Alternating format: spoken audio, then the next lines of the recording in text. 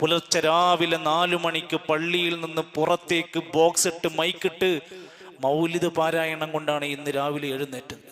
ആ പള്ളിയുടെ പരിസരത്ത് ഒരുപാട് കുട്ടികൾ കിടന്നുറങ്ങുന്നുണ്ടായിരുന്നു. ആ പള്ളിയുടെ പരിസരത്ത് രാത്രി ഉറങ്ങാൻ കഴിയാത്ത രോഗികളുണ്ടായിരുന്നു. വൃദ്ധരായ എത്രയോ മനുഷ്യരുണ്ടായിരുന്നു. ആരുടെ പേരിലാണ് ഇതൊക്കെ നടന്നത്? ഒരു നബിന്റെ പേര് പറഞ്ഞുകൊണ്ടാണ് പുലർച്ചെ 4 മണി മുതൽ നമ്മുടെ പള്ളികളിൽ നിന്ന് ഇത്തരം ശബ്ദങ്ങൾ പുറത്തേക്ക് വിട്ടത്. ഏതാനും ആഴ്ചകൾക്ക് മുമ്പ് ഒരു നേതാവ്, ഒരു മതപണ്ഡിതൻ എന്ന് വിശേഷിപ്പിക്കുന്നയാൾ പറഞ്ഞത് പള്ളികളിലെ ബാങ്കുലി ശബ്ദങ്ങൾ നിയന്ത്രിക്കണമെന്നാണ്. ഈ ശബ്ദങ്ങളാണ് നിയന്ത്രിക്കേണ്ടത്. ബാങ്ക് 2 മിനിറ്റ് കൊണ്ട് അവസാനിക്കും. ഇത് മണിക്കൂറുകൾ നീണ്ടു നിൽക്കുന്ന, ജനങ്ങൾക്ക് ഏറെ പൊറുതിമുട്ടിക്കുന്ന ഈ ശബ്ദങ്ങളെ നിയന്ത്രിക്കാൻ ആദ്യം ഈ സമുദായത്തിന്റെ നേതാക്കന്മാർ ഒന്ന് ശ്രദ്ധിക്കേണ്ടതായിരുന്നു. ആ പള്ളിക്കകത്ത് മാത്രം ഒതുക്കേണ്ടുന്നതായ ശബ്ദത്തെ. ഇനി അത് മാത്രവുമല്ല, നമ്മുടെയൊക്കെ നാടുകളിൽ ആളുകൾ ഏറെ ശ്രദ്ധിക്കുന്നതാണ് അങ്ങാടികൾ. ആ അങ്ങാടികളിൽ ഒരു ചെറിയ ബ്ലോക്ക് എന്തെങ്കിലും ഒരു കാരണം കൊണ്ട് ഉണ്ടായാൽ പോലും പൊറുതിമുട്ടുന്നവരാണ് നമ്മൾ.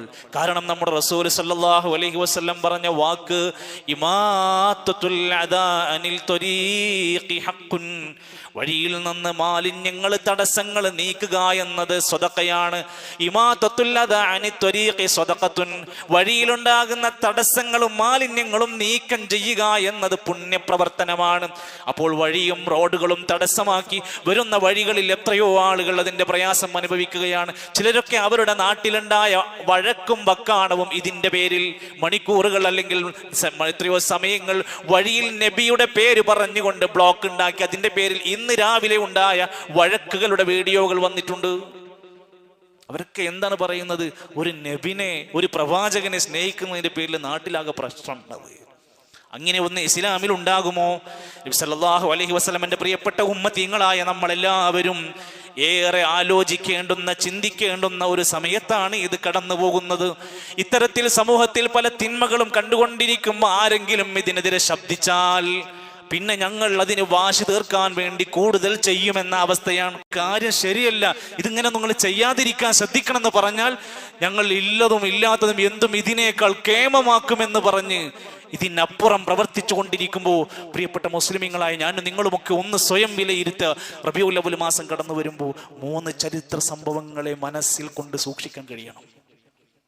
അതിലൊന്ന്, പണ്ഡിതന്മാർ അഭിപ്രായ വ്യത്യാസങ്ങളൊക്കെ പറഞ്ഞിട്ടുണ്ടെങ്കിലും ചിലരൊക്കെ നബി തങ്ങളുടെ ജനനം റബീഉൽ അവ്വൽ പറഞ്ഞിട്ടുണ്ട്. നബി സല്ലല്ലാഹു അലൈഹി വസല്ലമയുടെ ഹിജ്റ റബീഉൽ അവ്വൽ തർക്കമില്ലാത്ത സംഭവമാണ്. റസൂൽ കരീം സല്ലല്ലാഹു അലൈഹി വസല്ലമയുടെ വഫാത്ത് റബീഉൽ അവ്വൽ 12. ഇത് 3ലും ചർച്ച ചെയ്യേണ്ടതുണ്ട് നമുക്ക്. ഒരു വിഭാഗം അതിന്റെ ജന്മദിനം മാത്രം ചർച്ച ചെയ്യുന്നു.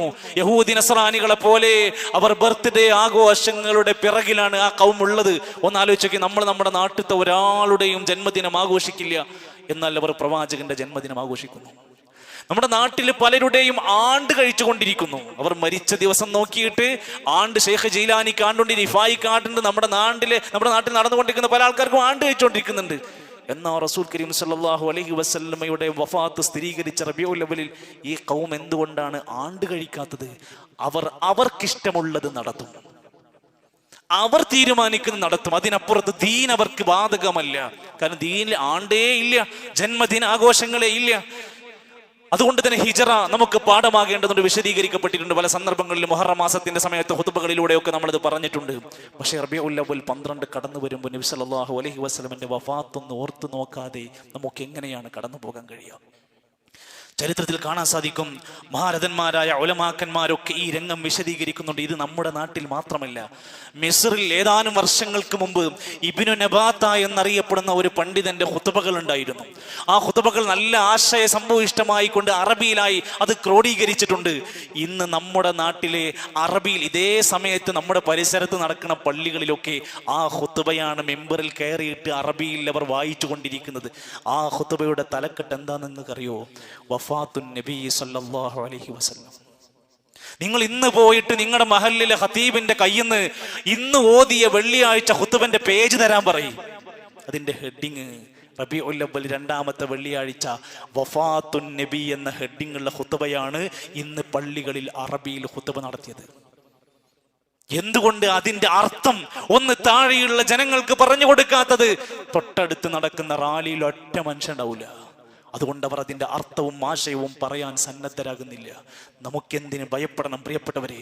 വഫാത്തുൻ നബി സല്ലല്ലാഹു അലൈഹി വസല്ലം എന്ന ചരിത്രപാഠം എല്ലാ മഹാരഥന്മാരായ ഉലമാക്കന്മാർ വിശദീകരിക്കുന്നുണ്ട്.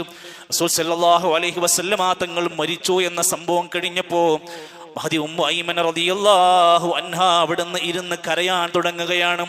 അത് കണ്ടപ്പോൾ അനുയായികളായ സ്വഹാബത്ത് വന്ന് ചോദിക്കുന്നുണ്ട്, എന്തിനാണ് ഉമ്മു ഐമൻ നിങ്ങൾ ഇങ്ങനെ കരയുന്നത്? അത്യപൂർവമായ ഈ വേദന എന്തുകൊണ്ടാണ്? ഇന്നി വല്ലാഹി ഖദ് അലിംതു അന്ന റസൂലല്ലാഹി സല്ലല്ലാഹു അലൈഹി വസല്ലം ഖദ് മാത്, നമ്മുടെ പ്രവാചകൻ നബി കരീം സല്ലല്ലാഹു അലൈഹി വസല്ലം മരിച്ചു എന്നത് ഞാൻ അറിയുന്നുണ്ട്, ഇതെനിക്ക് മനസ്സിലായിട്ടുണ്ട്.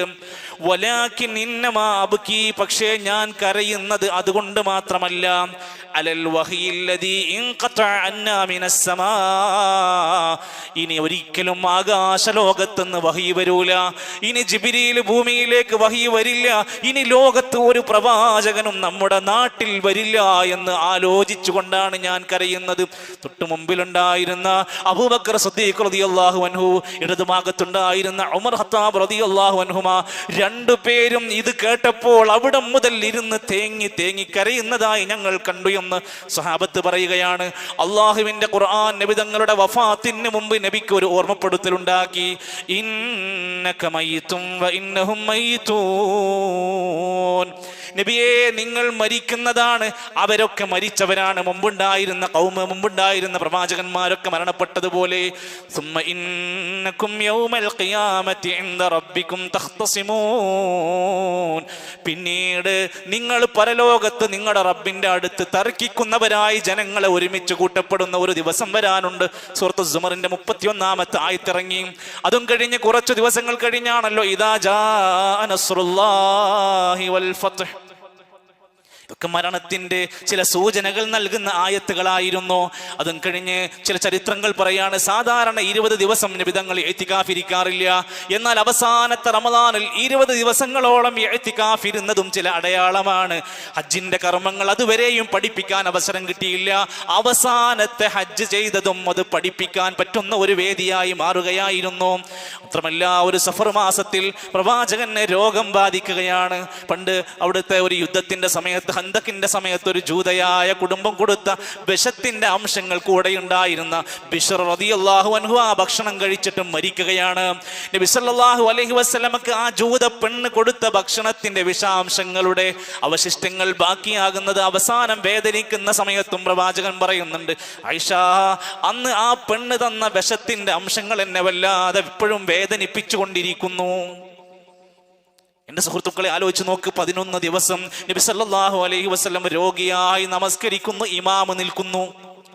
ഇമാമ് നിൽക്കാൻ പറ്റുന്നൊരവസ്ഥ അന്നുണ്ട്. 13 ദിവസം നബി തങ്ങൾ രോഗിയായിട്ടുണ്ടായിരുന്നു.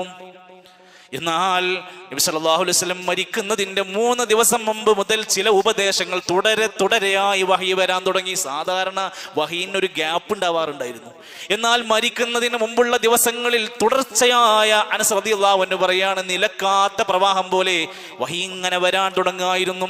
അവിടുന്ന് ഒരിക്കൽ 3 ദിവസം മുമ്പ് നബി തങ്ങൾ തന്റെ അനുയായികളെ വിളിച്ചു കൂട്ടിയിട്ട് പറയുന്നുണ്ട്, ലഅനത്തുല്ലാഹി അലൽ യഹൂദി വൻ നസാറാ, യഹൂദികളെയും നസാറാക്കളെയും അല്ലാഹു ശപിച്ചിരിക്കുന്നു.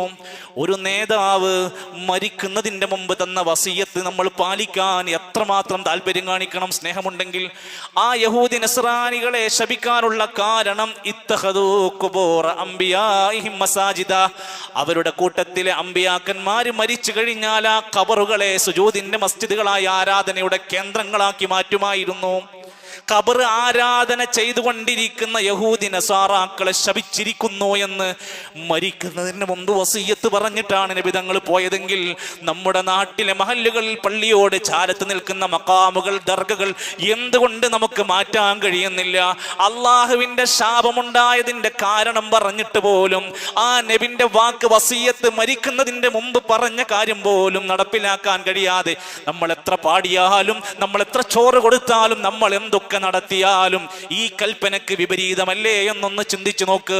നബി സല്ലല്ലാഹു അലൈഹി വസല്ലം മരിക്കുന്നതിന്റെ ഏതാനും ദിവസങ്ങൾക്ക് മുമ്പ് തന്റെ അനുയായികളുടെ ഇടയിൽ വന്നുകൊണ്ടൊരു ചോദ്യം ചോദിക്കും, 3 കാര്യങ്ങൾ എനിക്ക് പറയാനുണ്ട്. നമുക്കൊന്നും ഇങ്ങനെ എല്ലാവരും വിളിച്ചു വരുത്തി പറയാനുള്ള അവസരം പടച്ചറപ്പ് തരുമെന്ന് അറിയില്ലല്ലോ. പ്രവാചകൻ സല്ലല്ലാഹു അലൈഹി വസല്ലമക്ക് സൂചനകൾ കിട്ടിയതിന്റെ അടിസ്ഥാനത്തിൽ തന്റെ അനുയായികളുടെ ഇടയിൽ വന്നുകൊണ്ട് ചോദിക്കുകയാണ്, അയ്യുഹന്നാസ്, മനുഷ്യരെ, ഫമൻ കുൻതു ജലത്തു ലഹു ലഹ്റൻ ഫഹദാ ലഹ്രി ഫൽയസ്തയ്ഖിദ് മിൻഹു. ഞാൻ നിങ്ങളുടെ ഇടയിൽ ജീവിച്ച ആളാ. ഞാൻ നിങ്ങളെ ആരെങ്കിലും ശാരീരികമായി എന്തെങ്കിലും വേദനിപ്പിച്ചിട്ടുണ്ടെങ്കിൽ ഞാൻ എൻ്റെ മുതുക് തുറന്ന് കാണിച്ചു തരാം, നിങ്ങൾക്ക് എന്നോട് പ്രതിക്രിയ ചെയ്യാം. ഞാൻ നിങ്ങൾ ആരെങ്കിലും ശാരീരികമായി വേദനിപ്പിച്ചിട്ടുണ്ടെങ്കിൽ എൻ്റെ മുതുകത്ത് പുറത്തോ നിങ്ങൾക്ക് എന്നെ അടിക്കാം, ആർക്കും മടി കാണിക്കേണ്ടതില്ല. ഒരു സഹാബി എഴുന്നേറ്റിട്ട് പറഞ്ഞു, നബി, നിങ്ങൾ എന്നെ ഒരു സമയത്ത് ഒരു കാര്യം, ഒരു യുദ്ധത്തിന്റെ സമയത്ത് നിങ്ങൾ വേദനിപ്പിച്ചിട്ടുണ്ട്. നബി തങ്ങൾ തൻ്റെ മുതുക് തുറന്ന് കാണിച്ചു കൊടുത്തു, നിങ്ങൾ വരൂ. അദ്ദേഹം മുന്നോട്ട് കയറി വന്നു. എന്നിട്ട് നബി സല്ലല്ലാഹു അലൈഹി വസല്ലമയുടെ വസ്ത്രം അങ്ങോട്ട് പൊക്കിയിട്ട് ആ വയറ്റത്തേക്ക് നബി തങ്ങളെ കെട്ടിപ്പിടിച്ച് ചുംബിച്ചുകൊണ്ട് പ്രതിക്രിയ നടപ്പിലാക്കി അവിടുന്ന് തിരിച്ചു പോന്നു. നബി തങ്ങൾ വീണ്ടും ചോദിച്ചു, അമൻ കുൻതു അഖത്തു മാല, ഞാൻ നിങ്ങളുടെ ആരുടെയെങ്കിലും സമ്പത്ത് എടുത്തിട്ടുണ്ടെങ്കിൽ അത് മാലി ഫല്യഖുദ്, അതാ എന്റെ സമ്പത്ത് ഇതാ എന്റെ കയ്യിൽ നിന്ന് ഞാൻ ഇപ്പൊ തരും, ആർക്കെങ്കിലും തരാനുണ്ടെങ്കിൽ ഇപ്പൊ ചോദിക്കണം. നമ്മളൊക്കെ അങ്ങനെ ഒരു ചോദ്യം ചോദിച്ച ഒരുപാട് ആളുകൾ നാട്ടിൽ ക്യൂ നിൽക്കണ്ടാവും. നല്ലോണം ആലോചിച്ചോളൂ ഈ സാമ്പത്തിക രംഗം. നബി തങ്ങൾ ചോദിക്കണം, ആർക്കെങ്കിലും ഞാൻ വല്ലതും തരാനുണ്ടെങ്കിൽ ചോദിക്കണം, ഞാൻ തരാൻ തയ്യാറാണ്. മറന്നുപോയതോ വിട്ടുപോയതോ ഉണ്ടെങ്കിൽ അതിനു വേണ്ടിയാ ചോദിച്ചത്. ഒരു സഹാബി എഴുന്നേറ്റിട്ട് പറഞ്ഞു, നബിയെ, നിങ്ങൾ കുറച്ചു കാലം മുമ്പ് എനിക്കൊരു 3 ദിർഹം തരാനുണ്ടായിരുന്നു. സല്ലല്ലാഹു അലൈഹി വസല്ലമയുടെ വീട്ടിൽ അനുയായികളോട് പറഞ്ഞു, ആ ഇരിക്കുന്ന 3 ദിർഹം എടുത്ത് ആ മനുഷ്യന് കൊടുത്തു വിട്ടി. മൂന്നാമത് നബി തങ്ങൾ ചോദിച്ചു, അമൻ കുൻതു ശതംതു ലഹു അർളൻ, ഈ കൂട്ടത്തിൽ ആരെങ്കിലും അഭിമാനത്തെ ഞാൻ വ്രണപ്പെടുത്തിയിട്ടുണ്ടോ, ഞാൻ ആക്ഷേപിച്ചിട്ടുണ്ടോ, വഴക്ക് പറഞ്ഞിട്ടുണ്ടോ, ആരോടെങ്കിലും മാനസികമായി അവരെ വേദനിപ്പിച്ചിട്ടുണ്ടോ, ഫല്യസ്തഖിദ് മിൻഹു, അവർ പ്രതികാരം ചോദിക്കട്ടെ, അവർ തിരിച്ചെന്താ വേണ്ടെങ്കിൽ ചെയ്തോളൂ, ഞാൻ തയ്യാറാണ്. ഇങ്ങനെ തുറന്നു പറയാൻ പറ്റുന്നൊരു നേതാവ്, ഒരു ഭരണാധികാരി ഇന്ന് നമ്മുടെ നാട്ടിലുണ്ടോ? ഓരോ നേതാക്കന്മാരും ഇരുന്ന് ചിന്തിക്കുക. മരിക്കുന്നതിന് 4 ദിവസം മുമ്പ് ഒരു മഗ്രിബ് നമസ്കാരത്തിന് വേണ്ടി നബി തങ്ങൾ ഇമാമ നിൽക്കാൻ കഴിഞ്ഞു. പതുങ്ങിയ ശബ്ദത്തിൽ നബി സല്ലല്ലാഹു അലൈഹി വസല്ലം മഗ്രിബിന്റെ 1-ാമത്തെ റക്അത്തിൽ വൽ മുർസലാത്തി ഉർഫ ഫൽ ആസിഫാത്തി അസ്ഫ, ആ സൂറത്ത് അങ്ങനെ മനോഹരമായി ഓതി അങ്ങ് അവസാനിപ്പിക്കുകയാണ്. പിന്നീട് നബി തങ്ങൾക്ക് ഇമാമ നിൽക്കാൻ കഴിഞ്ഞിട്ടില്ല എന്ന സഹാബത്ത് പറയുന്നത്. നമുക്കൊക്കെ ഒരു ധാരണയുണ്ട്, മഗ്രിബ് നമസ്കാരമായാൽ ഖുൽ ഹുവല്ലാഹു അഹദും ഇദാ ജാഅ നസ്റുല്ലാഹി മാത്രമേ ഓതാൻ പാടുള്ളൂ എന്ന് ധാരണയുണ്ടെങ്കിൽ നബി തങ്ങൾ വൽ മുർസലാത്തി ഉർഫ പോലെയുള്ള ദീർഘമായതുമായ ആയത്തുകളും സൂറത്തുകളും ഒക്കെ ഓതിയിട്ടുണ്ട് എന്നതും അതിന്റെ തെളിവായി മനസ്സിലാക്കാൻ സാധിക്കും. ചിലപ്പോഴൊക്കെ ഇങ്ങനെ രോഗം ഇങ്ങനെ മൂർച്ഛിക്കുന്ന സമയത്ത് ബോധം നഷ്ടപ്പെട്ടു പോകും, പള്ളിക്ക് വരാൻ കഴിയണില്ല, തളർന്നു കിടക്കുകയാണ്, ബോധം നഷ്ടപ്പെട്ടു പോവുക. ചിലപ്പോഴങ്ങ് ബോധം തെളിഞ്ഞു വരും. പെട്ടെന്ന് നബി തങ്ങൾ ചോദിക്കും,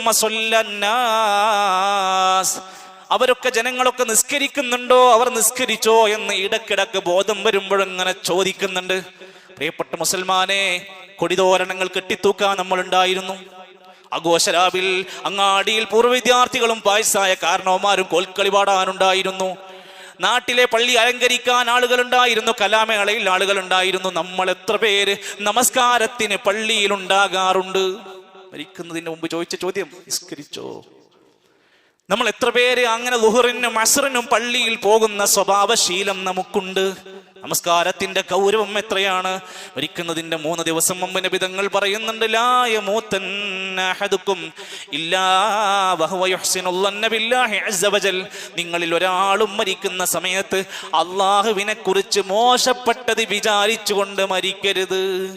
അല്ലാഹ് എനിക്കത് തന്നല്ലോ, അല്ല എന്തിനാണ് എന്നെ അങ്ങനെ പരീക്ഷിക്കുന്നത്, ഞാൻ എന്ത് തെറ്റാ ചെയ്തിരിക്കുന്നത്? ഏത് വേദനയേറിയ അസുഖത്തിന്റെ ഇടയിലും മരിക്കുന്ന സമയത്ത് അള്ളാഹുവിനെ കുറിച്ച് മോശം വിചാരത്തോടെ ഒരാളും മരിക്കരുതേ എന്ന് പഠിപ്പിച്ചു കൊടുക്കുന്നുണ്ട്. മരിക്കുന്നതിന്റെ തൊട്ട് ഒരു ദിവസം മുമ്പ്, ഒരു ഞായറാഴ്ച, തിങ്കളാഴ്ച വഫാത്ത്, മരിക്കുന്നതിന് തൊട്ട് മുമ്പുള്ള ഞായറാഴ്ച തൻ്റെ കീഴിലുണ്ടായിരുന്ന സാധുക്കളായ അടിമകളെ മുഴുവൻ മോചിപ്പിച്ചു. കൊടുത്തു വീട്ടിയ സംഖ്യയിൽ നിന്ന് ബാക്കി ഒരു 7 ദീനാർ കയ്യിലുണ്ടായിരുന്നു. 7 ദീനാർ മക്കയുടെ മദീനയുടെ അധികാര സ്ഥാനത്തിരുന്ന നബി തങ്ങളുടെ കയ്യിലുണ്ടായിരുന്നത് 7 ദീനാർ. ആ 7 ദീനാർ എടുത്ത് സ്വതക്ക ചെയ്തു. ആ 7 ദീനാർ എടുത്ത് സ്വതക്ക ചെയ്തു. പിന്നീട് മകളെ വിളിച്ച് ഫാത്തിമ റളിയല്ലാഹു അൻഹയെ അടുത്തേക്ക് വിളിച്ചുണർത്തി ചില കാര്യങ്ങൾ ചെവിയിൽ ഉപദേശ നിർദ്ദേശങ്ങൾ കൊടുത്തു.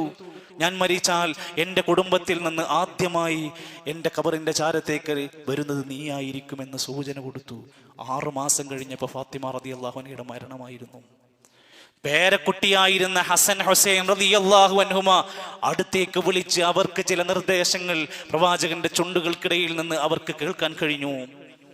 പുറപ്പെട്ട ഭാര്യമാരെ മുഴുവൻ ഒന്നിച്ച് ഇരുത്തിക്കൊണ്ട് ആരോടെങ്കിലും ഏതെങ്കിലും നിലക്കുള്ള അനീതി കാണിച്ചിട്ടുണ്ടോ എന്ന ചോദ്യങ്ങൾക്കൊക്കെ ഏകസ്വരത്തിൽ പറഞ്ഞു, ഇല്ല റസൂലേ, ഒരിക്കലുമില്ലെന്ന് പറഞ്ഞ് ഭാര്യമാരുടെ സംതൃപ്തമായ മനോഹരമായ രംഗം കാഴ്ചവെച്ച് പ്രിയപ്പെട്ട ഭർത്താക്കന്മാരെ, നമ്മളൊക്കെ മരിക്കുമ്പോൾ ശാപത്തോടെയും വെറുപ്പോടെയും ദേഷ്യത്തോടെയും നമ്മുടെ കൂടെയുള്ള ആസ്വാരസ്യം നിറഞ്ഞ ജീവിതം കൊണ്ട് മനമെടുത്ത് നമ്മളെ ശപിച്ചുകൊണ്ട് മയ്യത്ത് കട്ടിലേക്ക് കൊണ്ടുപോകുന്ന രംഗം വരാതിരിക്കാൻ സൂക്ഷിച്ചോളൂ. പ്രവാചകന്റെ ഭാര്യമാരെ വിളിച്ച് സംതൃപ്തമായ റാളിയത്തായ സന്തോഷത്തോടെ അവിടുന്ന് യാത്രയപ്പാണ് ആ സംസാരത്തിൽ ഉണ്ടായിരുന്നത്. അവസാന നിമിഷങ്ങൾ അവിടെ ആയിഷ റളിയല്ലാഹു അൻഹയുടെ വീട്ടിലായിരുന്നു. അസഹ്യമായ വേദന കൊണ്ട് പ്രവാചകൻ വല്ലാതെ പ്രയാസപ്പെടുക. അവിടുന്ന് ഇങ്ങനെ പറയുന്നുണ്ട്, ലാ ഇലാഹ ഇല്ലല്ലാഹ് ഇന്നലിൽ മൗതി സക്കറാത്ത്. മരണത്തിന് വല്ലാത്ത വേദനയാണ്. ഒരു പ്രവാചകൻ, ലോകത്തെ ഏറ്റവും ഷറഫാക്കപ്പെട്ട പ്രവാചകന്റെ മരണത്തിന് ഇന്നലിൽ മൗതി സക്കറാത്ത് എന്നാണെങ്കിൽ, ഞാനും നിങ്ങളും അടങ്ങുന്ന സാധാരണക്കാരായ നമ്മുടെ മരണത്തിന്റെ വേദനയെക്കുറിച്ച്, അതിൻ്റെ വെപ്രാളത്തെക്കുറിച്ച്, അവസാനമായി റൂഹ് പിടഞ്ഞ് ജീവിതത്തിൽ നിന്ന് വേർപെട്ടു പോകുന്ന രംഗത്തെക്കുറിച്ച് അവിടെ പഠിപ്പിക്കുകയാണ് എന്ന് മനസ്സിലാക്ക്. റബീഉൽ അവ്വൽ 12 തിങ്കളാഴ്ച ളുഹാ സമയത്ത് നബി സല്ലല്ലാഹു അലൈഹി വസല്ലമ തങ്ങൾ ആയിഷ റളിയല്ലാഹു അൻഹയുടെ മടിത്തട്ടിൽ കിടന്ന് എന്തോ ഒന്നിങ്ങനെ പറയുന്നുണ്ട്, കേൾക്കുന്നില്ല. ഭാര്യ ആയിഷ ബീവി തൻ്റെ ചെവി ഇങ്ങനെ അടുത്തേക്ക് പിടിച്ചപ്പോൾ പ്രാർത്ഥിക്കാണ്, അല്ലാഹുമ്മ ഗ്ഫിർലി വർഹംനി വൽഹിഖ്നി ബിർറഫീഖിൽ അഅ്ലാ. അല്ലാഹുവേ, എനിക്ക് പുറത്തു തരണേ, അല്ലാഹുവേ എന്നോട് കരുണ കാണിക്കണേ, ഉന്നതരായ കൂട്ടുകാരന്മാരുടെ കൂടെ എന്നെ ചേർക്കണേ. പിന്നെ ഒന്നും പ്രവാചകർ പറഞ്ഞിട്ടില്ല. ലോകത്തുനിന്ന് ഈ പ്രവാചകന്റെ അവസാനത്തെ സംസാരവും കഴിഞ്ഞ് ശ്വാസവും നിലച്ച് ഐഷാബിയുടെ വിരുമാറിൽ കിടന്നുകൊണ്ട് വഫാത്താവുകയാണ്. ഈ വാർത്തയങ്ങ് നാട്ടിൽ പ്രചരിപ്പിക്കപ്പെടുകയാണ്. മദീനയാകെ അതുവരെ കച്ചവടം കൊണ്ട് നിറഞ്ഞിരുന്ന മദീന, വഴിയോര വാണിഭങ്ങൾ കൊണ്ട് സമൃദ്ധമായ മദീന, അന്ന് അതാ അവിടെ ആകെ ഒരു ഇരുട്ട് പടർന്ന പോലെയായി. മദീനയിൽ ഒരു ശബ്ദം പോലും കേൾക്കാതെയായി. കേൾക്കുന്ന ശബ്ദങ്ങൾ മുഴുവൻ തേങ്ങിക്കരയുന്ന ശബ്ദങ്ങളായിരുന്നു. ചരിത്രം പറയാണ്, ഉമർ റളിയല്ലാഹു അൻഹു എല്ലാത്തിനെയും ധൈര്യസമേതം മുന്നിൽ നിന്ന് പടനയിച്ച ഉമർ ഖത്താബ് തങ്ങള് മദീനയിൽ ഒരു മജ്നൂനിനെ പോലെ, ഒരു ഭ്രാന്തനെ പോലെ എന്തൊക്കെയോ ആകെ തലതിരിഞ്ഞ അവസ്ഥയിലേക്ക് മാറുകയാണ്. അബൂബക്കർ സിദ്ദീഖ് റളിയല്ലാഹു ധൈര്യസമേതം സമചിത്തതയോടെ പക്വതയോടെ കാര്യങ്ങൾ നിയന്ത്രിക്കാൻ നോക്കുന്നുണ്ട്. അവിടുന്ന് മിമ്പറിന്റെ മുകളിൽ കയറിയിട്ട് പറഞ്ഞു, അതേ ഒരു കാര്യം ശ്രദ്ധിച്ചോളൂ, മുഹമ്മദ് നബി സല്ലല്ലാഹു അലൈഹി വസല്ലമയെ ആരെങ്കിലും ആരാധിക്കുന്നുവെങ്കിൽ ആ മനുഷ്യൻ, അദ്ദേഹം, ആ പ്രവാചകർ ഇതാ ഇവിടെ വെച്ച് മരിച്ചിരിക്കുന്നു. ആരെങ്കിലും അല്ലാഹനെയാണ് ആരാധിക്കുന്നതെങ്കിൽ ഒരിക്കലും മരിക്കാതെ എപ്പോഴും ജീവിച്ചിരിപ്പുള്ളവനായ റബ്ബുണ്ട്, റബ്ബിനെ ആരാധിക്കണം എന്ന് ഓർമ്മപ്പെടുത്തുക. മദീന റബീഉൽ അവ്വൽ 12 ഇരുട്ടുമൂടിയ കരച്ചിലിന്റെ ദിവസമായിരുന്നു. നമുക്ക് അലങ്കാരങ്ങളും ലൈറ്റും ചമഞ്ഞുകൊണ്ടിരിക്കുന്ന നാടായി നമ്മുടെ നാട്. മദീന കരയായിരുന്നു. നമ്മൾ ചിരിച്ചുല്ലസിച്ച് എല്ലാ നിലക്കുമുള്ള ആനന്ദങ്ങളിലാണ്. മഹാന്മാരായ സ്വഹാബത്ത് പറയാണ്, നബി സല്ലല്ലാഹു അലൈഹി വസല്ലമയുടെ മയ്യത്ത് കുളിപ്പിക്കാൻ എടുത്തു. ഫദ്ൽ റളിയല്ലാഹു, അബ്ബാസ് റളിയല്ലാഹു അൻഹു, അലി റളിയല്ലാഹു അൻഹു ആ മയ്യത്തെടുത്ത് കുളിപ്പിച്ച് വൃത്തിയാക്കി. ഉസാമ റളിയല്ലാഹു, സാലിഹ് റളിയല്ലാഹു വെള്ളം ഒഴിച്ചു കൊടുത്തു. കുളിപ്പിച്ച് കഫൻ പുടവയിൽ പൊതിഞ്ഞു. ഖബർ കുഴിക്കേണ്ട സമയമായപ്പോൾ അബൂ ത്വൽഹത്തുൽ അൻസാരി റളിയല്ലാഹു അൻഹു ലഹദ് എന്ന് പറയുന്ന തുരന്നുണ്ടാക്കുന്ന ഖബറ, അതിനകത്തേക്ക് ഖബർ കറക്റ്റായിട്ട് കൃത്യമായി കുഴിച്ചു. ശേഷം സ്വഹാബത്ത് അവിടെ ആ മയ്യത്തിന് അടുത്ത ചൊവ്വാഴ്ച ദിവസത്തിൽ വൈകുന്നേരത്തോടു കൂടി മയ്യത്ത് ഖബറടക്കുകയാണ്. ഷറഫാക്കപ്പെട്ട റസൂൽ കരീം സല്ലല്ലാഹു അലൈഹി വസല്ലം എവിടെയാണോ മരിച്ചത് അവിടെ തന്നെ മറവ് ചെയ്യാനാണ് ഇസ്ലാമിക നിയമം.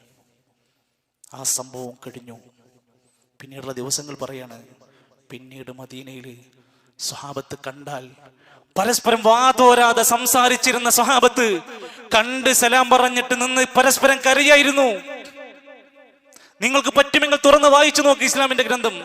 സഹാബത്ത് വാതോരാതെ സംസാരിച്ചിരുന്നവർ മിണ്ടാതെയായി, തേങ്ങിക്കരച്ചിലുകളായി, കവിൾ തടങ്ങൾ ഇങ്ങനെ ഇടറാൻ തുടങ്ങി. ആർക്കും മിണ്ടാനും സംസാരിക്കാൻ കഴിയുന്നില്ല. അവരുടെ മനസ്സിൽ ഈ തിങ്ങിയ ഓർമ്മകളായിരുന്നു മക്കയിലുണ്ടായിരുന്ന അനുഭവങ്ങൾ. മദീനയിലേക്കുള്ള ഹിജ്റ, ബദറിന് പുറപ്പെട്ടത്, ഉഹദിന്റെ യുദ്ധഭൂമി, ഹുദൈബിയ സന്ധി, മക്ക വിജയം, അടങ്ങാനാവാത്ത തേങ്ങലുകളുടെ നിറഞ്ഞു നിൽക്കുന്ന ഓർമ്മകളുമായി അവർ സഹാബത്ത് ആ റബീഉൽ അവ്വൽ മാസവും അങ്ങനെ കടന്നുപോയി. എൻ്റെ പ്രിയപ്പെട്ടവരെ, നമ്മൾ എപ്പോഴെങ്കിലും ഈ ചരിത്രത്തെ ഒന്ന് ഓർത്തെടുക്കാൻ ശ്രമിച്ചിട്ടുണ്ടോ? ഇവിടെയാണ് നമ്മൾ ഒന്ന് തിരിച്ചറിയുക, ഈ പ്രവാചകന്റെ മരണം ഇത്രമാത്രമാണെങ്കിൽ നമ്മളൊരു സാധാരണക്കാരായ നമ്മുടെ ജീവിതത്തിൻ്റെ കണങ്കാലുകൾ കൂട്ടിപ്പിഴഞ്ഞ് ഈ ലോകത്ത് നിന്ന് അവസാനത്തെ ശ്വാസം വലിച്ച് വിട പറയുന്നതിന് മുമ്പ് സ്വന്തം ജീവിതത്തെ ശരിയാവണ്ണം വിലയിരുത്താൻ ഞാൻ എൻ്റെ ജീവിതം ശരിപ്പെടുത്തിയിട്ടുണ്ടോ?